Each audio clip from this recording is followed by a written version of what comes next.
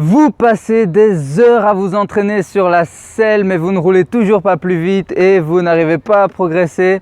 Ou bien vous voulez savoir comment améliorer votre force et donc votre puissance à vélo. Eh bien alors vous êtes au bon endroit. Dans cette vidéo, je vais m'attaquer à un problème auquel beaucoup de débutants font face quand ils sont sur le vélo, à savoir le manque de force. Allez, vous êtes prêts? C'est parti!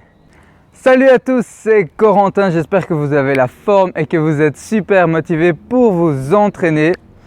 Dans cette vidéo, je vais m'attaquer à un problème que beaucoup de débutants rencontrent sur le vélo et même pas que les débutants, à savoir le manque de puissance et donc le manque de vitesse. Restez bien jusqu'à la fin de cette vidéo car tout au long de la vidéo, je vais vous donner des exemples concrets d'entraînement pour améliorer votre force sur le vélo. Et oui, je sais, c'est cadeau, c'est la maison qui offre. Beaucoup de débutants triathlètes pensent que pour aller plus vite sur le vélo, il faut s'entraîner énormément. Alors peut-être que faire des séances toujours plus longues vous permettra de rouler plus longtemps, mais pas forcément d'aller plus vite. Si vous voulez être capable de rouler plus vite, vous devez appuyer plus fort sur les pédales et donc être capable de développer plus de puissance. C'est ce que je vous avais déjà expliqué dans cette vidéo qui vous expliquait que travailler au global pour vous améliorer sur le vélo en triathlon. Mais maintenant, vous me direz qu'est-ce que la puissance et surtout comment la travailler. Eh bien, dans le monde du sport, on décrit la puissance comme étant le produit de la force par la vélocité. Alors d'abord, la force, c'est votre capacité à vaincre une résistance, en général une montée comme celle-ci, un vent de face ou bien encore un braquet élevé. Et la vélocité, c'est votre capacité à effectuer les mouvements de la discipline avec efficacité et rapidité, donc sur le vélo à pédaler vite. Donc si on sort un petit peu des équations mathématiques, être plus puissant sur le vélo signifiera que vous serez capable d'emmener un plus gros braquet. Donc c'est quand vous augmentez les vitesses et que ça devient plus difficile de pédaler et en même temps de pédaler plus rapidement. Et dans cette vidéo, nous allons nous attaquer au principal volet de l'équation, à savoir votre force. Alors comme je vous l'ai déjà dit, votre force c'est votre capacité à vaincre une résistance. Donc il n'y a pas de formule magique. Si vous voulez améliorer votre force, il vous faudra travailler contre ces résistances comme les montées, un vent de face ou bien un braquet plus élevé. Travailler contre des résistances vous permettra de renforcer votre système musculaire, plus précisément vos principaux muscles moteurs. Et sur le vélo, vos principaux muscles moteurs, ce sont surtout vos cuisses ainsi que vos mollets. Donc c'est bien gentil tout ça, mais maintenant concrètement Corentin, comment est-ce que je fais moi pour améliorer ma force? Eh bien, il y a 4 types de séances que vous pouvez faire pour améliorer votre force. Le premier type de séance sont les séances de côte. Et parmi les séances de côte, il y a 2 grandes catégories. Les séances en côte très pentues comme celle dans laquelle je me trouve actuellement et les séances en côte moins pentues mais où vous allez faire des intervalles plus longs. Donc comme je vous l'ai dit juste avant, le premier type de séance de côte, ce seront les séances dans lesquelles vous montrez des côtes assez pentues, donc c'est-à-dire un dénivelé au-dessus de 6-7%. Durant ces séances, vous ferez de courtes intervalles qui durent de 1 à maximum 2 minutes avec des récupérations d'au moins le double de la durée de l'intervalle précédent.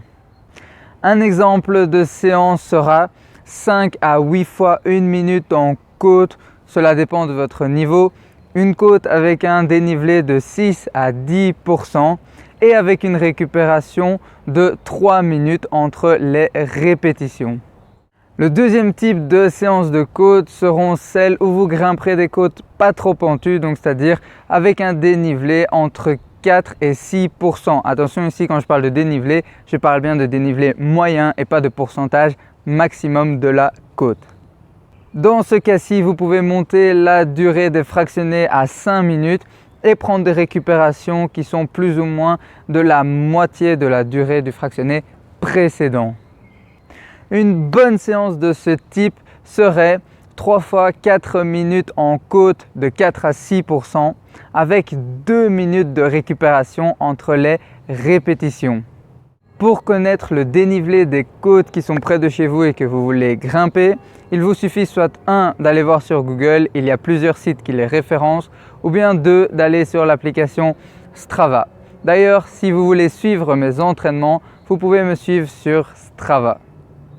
Quand vous faites des séances de force en côte, faites bien attention à 2 choses. Première chose, c'est votre cadence, d'avoir une cadence qui n'est pas trop élevée et de ne pas donc travailler votre endurance, mais bien votre force. Et deuxième chose, c'est de ne pas vous mettre en danseuse, même si parfois en côte on a envie de se mettre en danseuse car c'est un petit peu plus facile. Vous devez vraiment rester assis sur la selle pour bien faire travailler vos cuisses et vos mollets et donc pour travailler votre force. Avant de passer à la suite de la vidéo, dites-moi dans les commentaires si vous avez déjà fait des séances de côte et si oui, si cela vous a fait progresser. Le deuxième type de séance que je vous conseille vivement de faire pour améliorer votre force, surtout si vous habitez dans une région fort plate ou bien que vous vous entraînez sur home trainer, sera de faire des fractionnés où vous allez développer un gros braquet. Donc concrètement, vous allez monter sur le gros plateau et monter les vitesses de sorte à avoir un peu plus de mal à pédaler et avoir une cadence plus faible qui se situe entre environ 50 et 60 rotations par minute.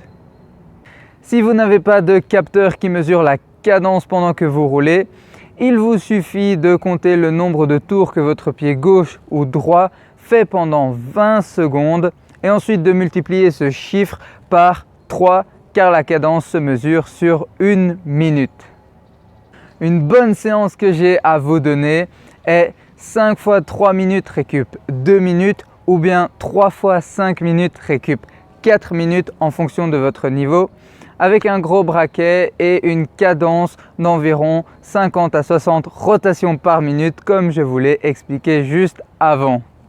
Le troisième type de séance que vous pouvez faire pour améliorer votre force mais que personnellement je n'aime pas du tout est de rouler contre un fort vent de face. Alors je n'aime pas ces séances, pourquoi? Car de 1, elles sont très difficiles à quantifier niveau difficulté et de 2, je trouve ça ultra chiant de rouler contre un vent de face. Maintenant, si cela ne vous dérange pas, libre à vous. Et la quatrième chose à faire pour améliorer votre force sera de faire du renforcement musculaire. Mais le sujet est tellement vaste qu'il fera l'objet d'une prochaine vidéo. Maintenant que vous savez comment améliorer votre force sur le vélo, mettez un gros like si la vidéo vous a plu et si elle vous a été utile. N'oubliez pas non plus de vous abonner et d'activer les notifications pour ne pas manquer les vidéos qui vous apporteront plein de conseils pour vous améliorer en triathlon. Et si vous désirez vraiment passer à l'action, je vous ai mis dans la description le lien de la newsletter des incroyables triathlètes à laquelle je vous conseille vivement de vous abonner si vous désirez recevoir un email motivant et plein de bons conseils chaque matin pour débuter en triathlon. Allez bien faire chauffer vos cuisses dans des belles côtes. Quant à moi, je file faire chauffer les miennes dans celle-ci. Je vous dis à la prochaine vidéo dans la newsletter. C'était Corentin. Ciao!